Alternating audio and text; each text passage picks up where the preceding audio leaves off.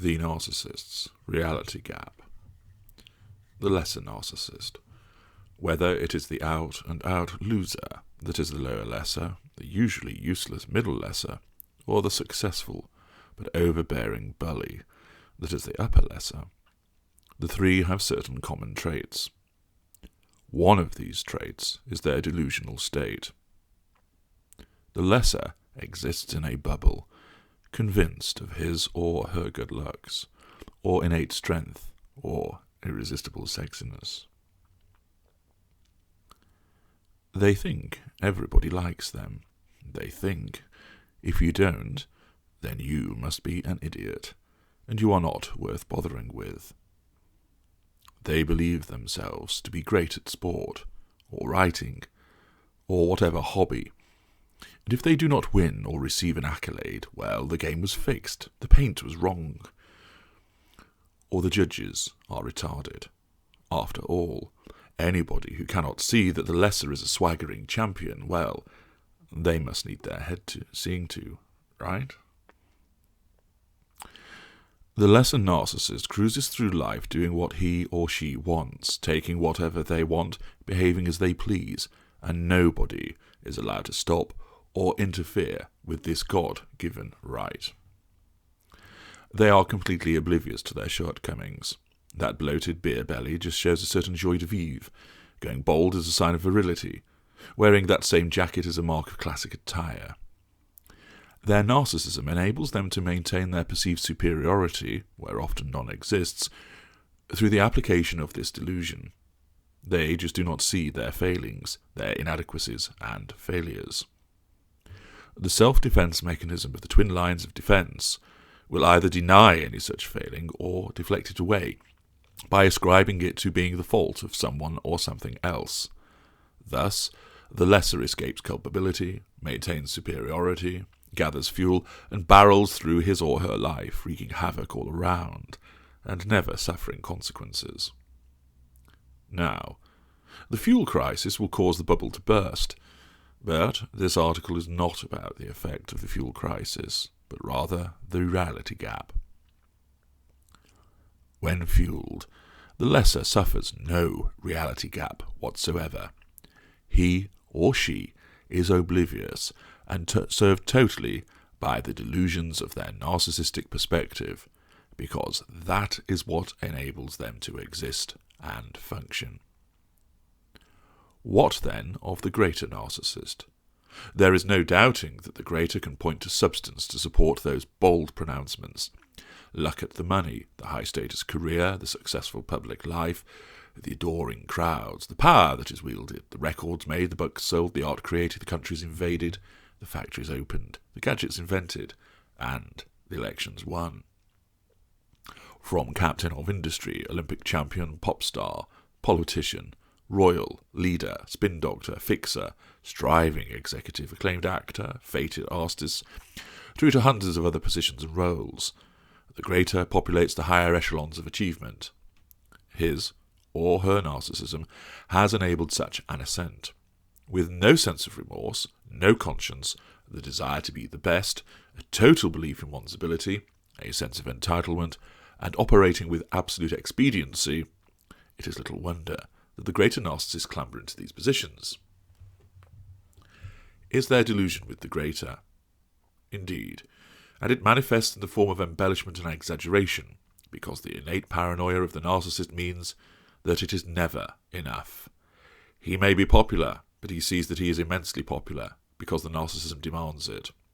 The narcissism enabled him to scale the heights of political power to begin with, and then feeds the need to stay there, and want more, and more, and more, because non sufficit orbit terrarum. Thus the greater will have considerable power, but sees its reach as being even further. He has wealth, but embellishes its degree. The narcissistic perspective insists on there being a reality greater than there is. It is even better than the real thing. The combination of that which has been achieved and the belief in added achievement results in the application of power on a tremendous scale, which in turn feeds the narcissism. Round and round it goes. there may be a reality gap, but similar to the lesser, it is not apparent to the greater, save when the effects of a fuel crisis manifest. What then of the mid-range narcissist? He or she can also achieve, not on the scale of the greater, but certainly beyond that of the lesser. The mid-range narcissist, particularly, middle mid-range and upper mid-range, will secure success, good jobs, excellent incomes, academic achievements, sporting achievements, and so forth. They will have many friends, be well liked by family and the community, that good old facade at work there, and convinced of their own innate goodness. However, one of the fundamental differences between the lesser and greater narcissist compared to the mid-ranger is the basis on which the application of the reality gap operates. The lesser superiority is based on aggressive provocation, albeit in a rudimentary and base manner. The greater superiority is also based on aggressive provocation, but in a far more streamlined, refined, and magnificent manner. The mid-ranger's perceived superiority has its foundation placed on passive provocation, the silent treatments, the jealous smearing, the office politicking, the pity plays, and so forth. The consequence of this is that this passive, defensive superiority, as opposed to the driving, thrusting, aggressive superiority of the other two schools, results in the mid-range narcissist suffering periodic reality gaps. He, of course, will have them, and in a massive way, as a consequence of a fuel crisis. But, as I have mentioned earlier, that is not the subject of this article. The mid-range narcissist is afflicted by episodic instances of a detachment between his narcissistic perspective and reality. This is part of his narcissism, because this is what enables him or her to operate in a passive, aggressive manner through seeking sympathy, exhibiting jealousy, inviting pity, and demanding help and support. The mid-range narcissist will occasionally get a glimpse of what he is as opposed to what he wants to be. He suddenly sees he is the middle manager salary man and not on the fast track to the board. Whereas the lesser sees he is holding a semi-skilled position on the factory floor, he either sees that as what is best for him, and he wouldn't want to be a white-collar wanker, or he believes he has never made it to management because the existing managers are cocksuckers who are clueless and have no idea how to run a company. The greater is either at the board already, or on his way.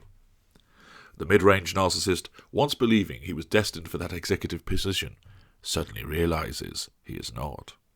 He once believed he brought influence to bear beyond his current status, because he was talented and just ripe for promotion. He is suddenly aware that this is not the case. The football career was not as glittering as he wanted it to be. She is not as popular as she wants to be. She isn't able to win the races as she desires to. The shortfall between what the mid-range wants to be and believes him or herself to be, and what they actually are, manifests and delivers a crushing blow to the mid-range. It can come up out of nowhere, a sudden fountain of self-loathing which surges up unexpected and unwelcome. The mid-range narcissist immediately seeks to escape this reality gap by complaining, raging, sulking, or smearing. Their jealousy of those who are what the mid-range wants to be is unfettered. Their dejection at their position requires immediate succour from those around them to flow with pity and sympathy until the moment has passed, and with it the danger to their existence. Accordingly, should you ever witness a mid-range narcissist exhibiting some kind of panic attack, a wailing and bemoaning of his or her lot in life, even though there is no fuel crisis evident, then you have witnessed the appearance of the mid-range narcissist's reality gap.